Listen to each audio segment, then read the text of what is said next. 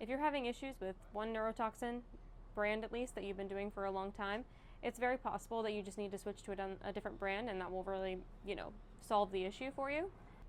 Hello everyone, welcome back to my channel. If we have not met, my name is Alyssa and I'm a board-certified family nurse practitioner currently working in aesthetics.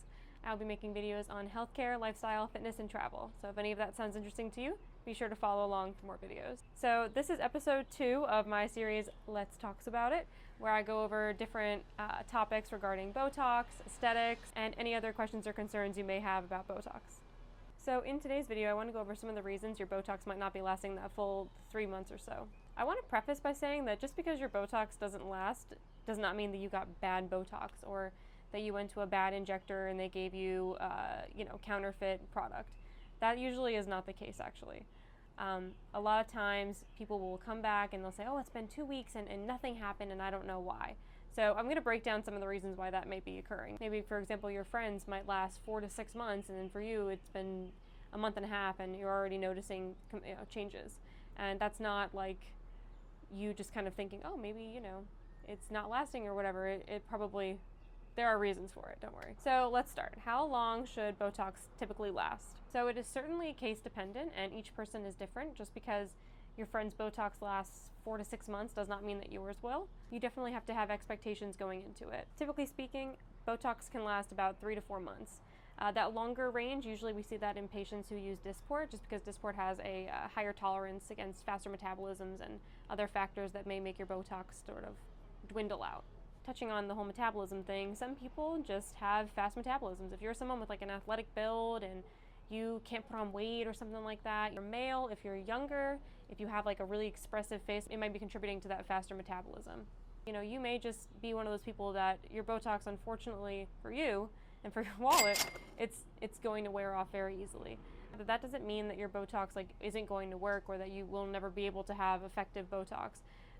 You may just sort of have to kind of have your practitioner titrate how much Botox you get. And when I say Botox, by the way, I mean any kind of neurotoxin. It's just the, like the brand name. It's like saying Band-Aids, it's what everyone recognizes. Another reason why you may not be experiencing that full lasting effect is if you go to a provider who is not really giving you the appropriate dosage that you may need. There's a lot of people out there that are underdosing. There are also a lot of people out there that you will go to that are going to just upcharge and recommend a ridiculous amount of units just to, make a little extra money.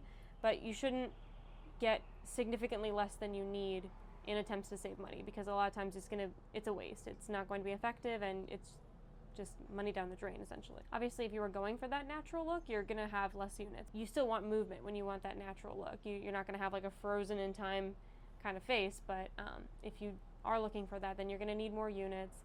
And if you have, for example, some people have long tails of the corrugators in the glabellar region, you might have to do an injection point here, here, here, as opposed to just here, here, here.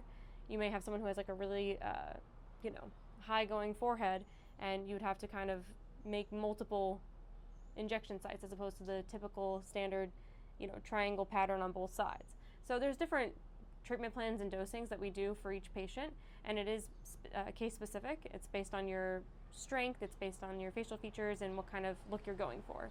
It's just important to have that consultation with your provider, because you want to make sure that you and your provider are on the same page and that both of you are achieving the same goal, with expectations in mind, of course.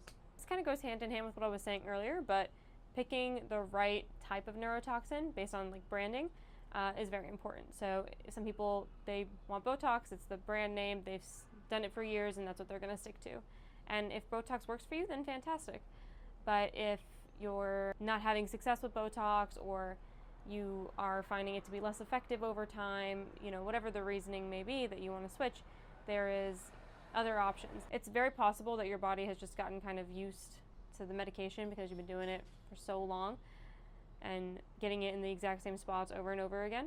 So in that case, we recommend switching to a different type of neurotoxin. So for example, people will say, Daxxify, for example, which is one of the newer neurotoxins out there on the market, that lasts longer, and it just could be because it's a newer type of neurotoxin that we haven't used before on that patient at least. Then the next reason is kind of just like the aftercare of your Botox.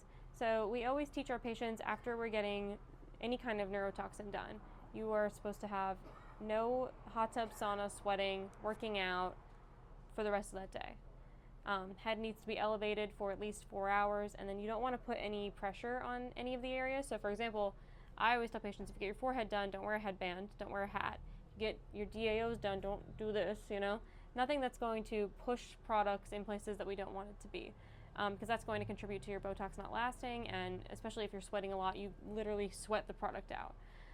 So that's a big issue. Some people will come in and, you know, you tell them, you give them the education, and they tell you, oh yeah, no, I don't have to work out the rest of the day, whatever, I did it already, and then, you know, you see them at the gym that night. So it's important to take that seriously, because, you know, Botox isn't cheap, and, you know, you want to see the results that you paid for, obviously. Also under this kind of umbrella of, you know, how you take care of yourself following the procedure, obviously smoking, alcohol, frequent sun exposure, all that stuff is going to kind of amplify the rate of you losing the Botox product and the efficacy of the product. You try to chill out when you get your Botox, and then, you know, just lay off the margaritas for a weekend or so, and then you can have some.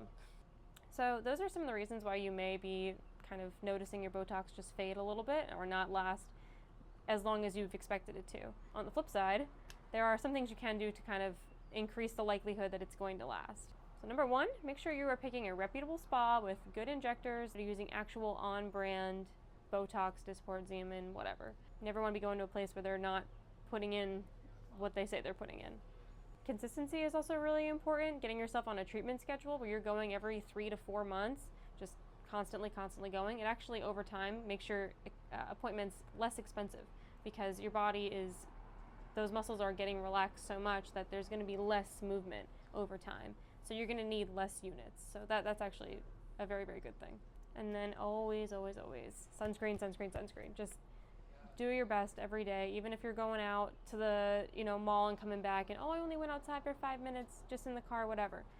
Just always wear sunscreen. Just, you know how you brush your teeth every morning? Just throw some sunscreen on every morning and you'll be good to go. It not only protects your Botox, but protecting yourself from skin cancer, which doesn't get better than that, right? So this is kind of just a short little episode of the Lex Talks About It series, and if you guys have any other specific questions regarding any of these kinds of topics, anything that revolves around aesthetics or any other neurotoxins or fillers, whatever, leave them in the comments below and I'd be more than happy to answer them. If your Botox isn't lasting as long as you've expected, it doesn't necessarily mean that something went wrong or you went to the wrong place or wrong person or anything like that. There's a lot that goes into it. It could be a dose issue, it could be your metabolism, it could be your body just getting used to a product. Botox is not a one-size-fits-all thing. Just because your friend Sarah had Botox and it lasted for 6 months doesn't mean that you're going to have Botox and it's going to last for 6 months. So if you found this video helpful, please let me know in the comments. Be sure to always like and subscribe. It really helps my channel out a lot.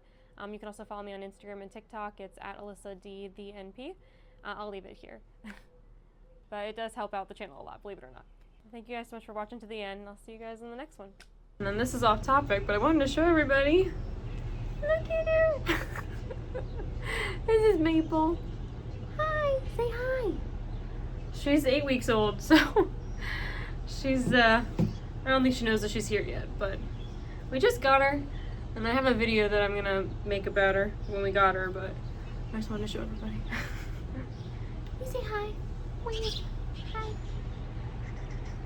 And my cat's watching through the window, so the whole family's here. Say bye-bye, bye.